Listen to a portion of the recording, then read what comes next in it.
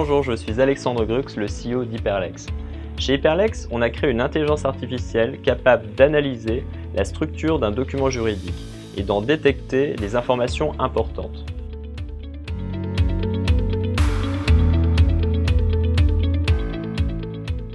Hyperlex a intégré l'accélérateur de start-up Oracle en 2018. Nous avons bénéficié d'un appui technologique et de l'accompagnement des équipes métiers et commerciales d'Oracle. Dans ce cadre, nous sommes découverts de fortes complémentarités dans la résolution de problématiques clients et notamment sur la gestion des contrats.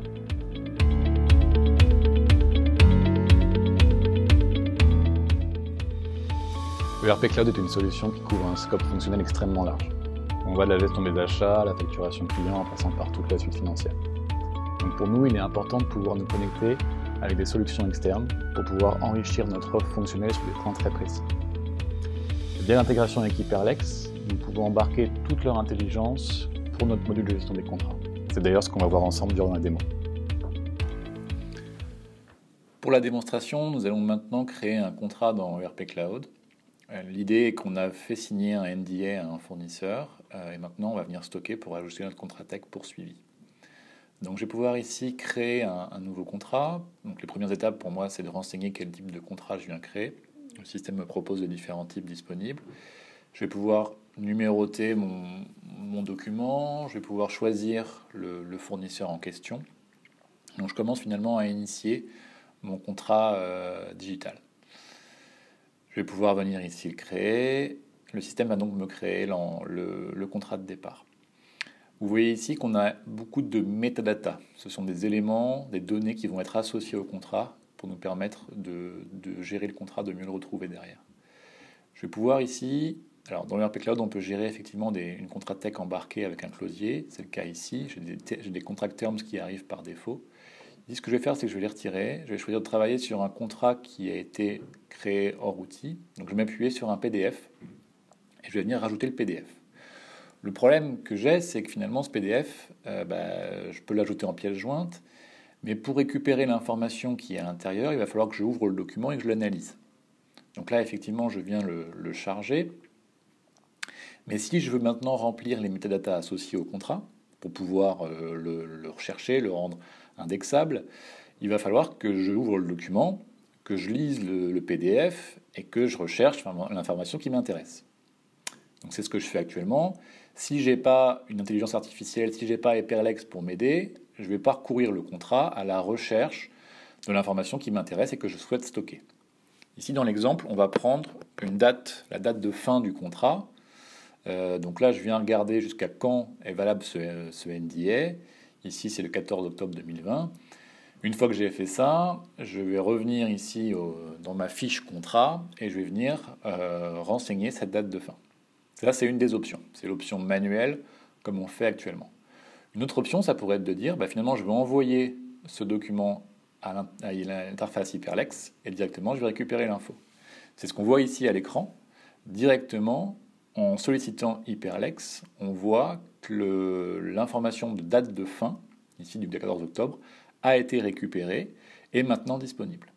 Donc, plus la peine finalement d'aller chercher pour parcourir le contrat pour voir l'ensemble des data qui nous intéresse, on peut directement demander à l'intelligence artificielle de nous récupérer les valeurs qui nous intéressent.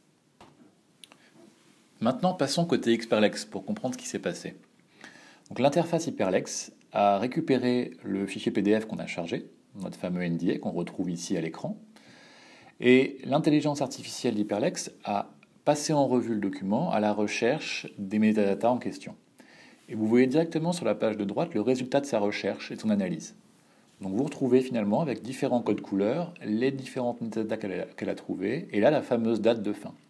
C'est-à-dire que le système tout seul a compris que cette date-là correspondait à la date d'expiration. Et derrière, dans l'interface, c'est nous le renvoyer. Vous avez également d'autres métadatas, ici dans une couleur orange, qui veut dire que le système pense que c'est telle valeur, mais attend votre confirmation. Donc là, sur la partie gauche de l'écran, je vais retrouver toutes les analyses, toutes les identifications, et je vais pouvoir faire apprendre à l'intelligence artificielle en disant effectivement oui, non par rapport à ces recherches et ces remontées. Et l'IA peut également aller plus loin. Là, on voit effectivement qu'elle a remonté une clause du document. Donc, ce n'est pas uniquement de la donnée figée, ça peut être aussi des clauses globales qu'elle pourrait d'ailleurs nous renvoyer. Donc là, elle a su identifier que cette partie-là était liée à la clause durée du contrat. Et je l'ai validée. Donc finalement, on retrouve ici dans l'interface Hyperlex toute l'intelligence qui nous permet de lire le document et de remonter vers ERP Cloud les informations qui ont été identifiées.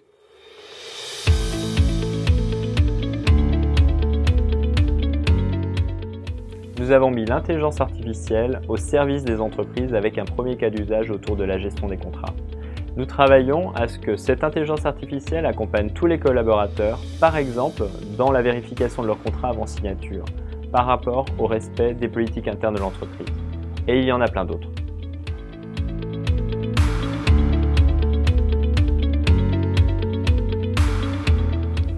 Alors, il y a plusieurs perspectives. Tout d'abord, avec Hyperlex, on va continuer à travailler sur l'intégration et sur les use cases qu'on peut mettre en place. On en a vu un aujourd'hui en démo, mais il y en a déjà plusieurs qui sont en place. Après, ça va être de continuer à innover. Donc, continuer à innover avec nos clients, avec les startups de l'écosystème Startup Oracle, pour toujours apporter plus d'innovation dans nos solutions.